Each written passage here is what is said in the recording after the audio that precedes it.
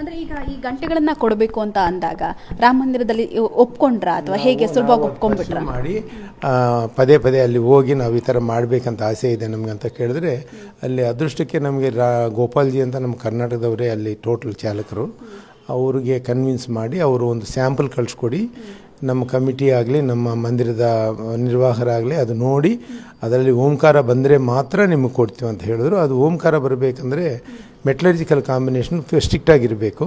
ಆಮೇಲೆ ನಾನು ಕಳಿಸಿ 4 ತಿಂಗಳು ಅವರು ಅದನ್ನು ಯೂಸ್ ಮಾಡಿ ಬಾಡಿಸಿ ಪೂಜೆಗೆ ಪುನಸ್ಕಾರದಲ್ಲಿ ಗಂಟೆ ಬಾಡಿಸಿ ಕೊನೆಯಲ್ಲಿ ಅವರು ಇದು ಸರಿ ಇದೆ ಅಂತ ಅವ್ರ ಕಮಿಟಿಯಿಂದ ಮತ್ತೆ ನನಗೆ ಕಾಲ್ ಮಾಡಿದ್ರು. ನಾನು ಮತ್ತೆ ಹೋಗ್ಬಿಟ್ಟು ಅವರಲ್ಲಿ ಎಷ್ಟೆಷ್ಟು ಏನೇನು ಮಾಡಬೇಕಂತ ಕೇಳಿದೆ. ಅವರು 60-70 ಕೆಜಿನಲ್ಲಿ 6, 120-140 ಕೆಜಿನಲ್ಲಿ 4 ಮಾತ್ರ ನಮಗೆ ಬೇಕಾಗಿರೋದು. ಬೇರೆಯವರೆಲ್ಲನೂ ಕೊಟ್ಟಿದ್ದಾರೆ, ಬಟ್ ಅದು ಯಾವುದು ಕೆಲಸಕ್ಕೆ ಬರೋದಿಲ್ಲ. ನೀವು ಈ ಥರ ಮಾಡಿಸ್ಕೊಟ್ರೆ ನಾವು ಹೈಯೆಸ್ಟ್ ಮಾಡೋಕ್ಕಾಗತ್ತೆ. ಯಾಕಂದರೆ ನಮ್ಮದು ಸ್ಟೀಲು ಸಿಮೆಂಟ್ ಇಲ್ದಿರೋ ದೇವಸ್ಥಾನ, ಬರೀ ನೇಚರಲ್ ಕಲ್ಲಿಂದ ಮಾಡಿರೋದು. ಆದ್ದರಿಂದ ನೀವು ಆ ಥರ ಮಾಡಿದ್ರಿ ಅಂತ ಹೇಳಿದ್ರು.